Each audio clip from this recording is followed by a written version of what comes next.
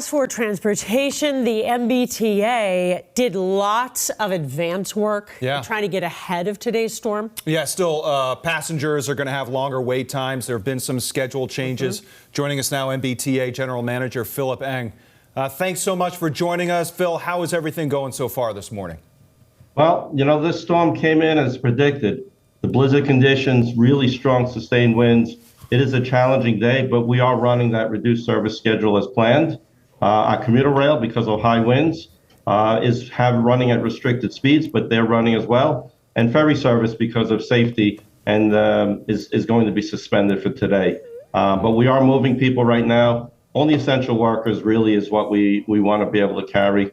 Most people are heeding the advice and staying home, and that's a great thing. Allows us to be able to do what we need to do to not only run safe service for today, but to make sure that we're ready when this storm ends. Sure. With snow falling at this kind of clip, Phil, it's 2 to 4 inches an hour at this point. As soon as you clear one section of tracks or a roadway, then it's covered again. So with the delayed schedules, does that help you go to certain dense areas and get ahead of it before you know you'll have to clear it again? What's the plan between now and later on this afternoon? Absolutely. In fact, some of the lessons learned from the previous storm where we saw certain switches required more attention. We pre-position all of our equipment, our people, to be in those areas. As trains pass, reduced schedules allow more time to be able to get in there and clear switches and allow the next train to follow. You know, those are the kinds of decisions that we've made going into this storm, knowing that this is going to be a historic blizzard.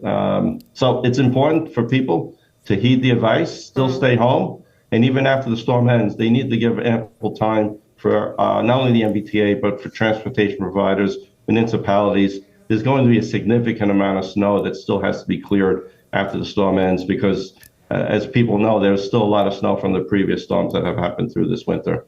Hey, Phil, real quick, when the T comes above ground, it's not like the front of these cars have cow catchers on them. Can you describe what the process is for keeping the tracks cleared between the switches, if the train sweeps away the snow, or if that's done manually, or if there's a point at which it becomes impassable? Well, the trains have to keep moving whether people are riding or not, and that does help clear snow. That's an important component to battling these storms. There are scrapers that are on some trains. Commuter rail, where we know we're getting strong accumulations, for instance, in the southeast.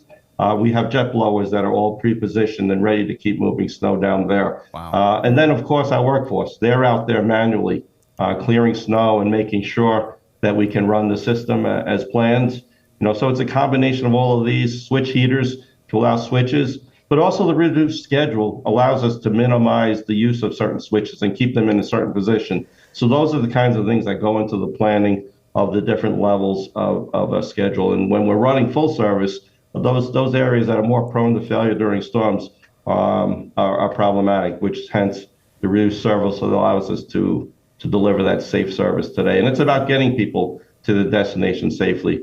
Not necessarily everyone needs to make sure they give ample time to themselves. Yeah. Well, Philip Eng, MBTA General Manager, we really appreciate all of the work your teams did in advance to get ready for today, and we appreciate your hard work. Thanks so much.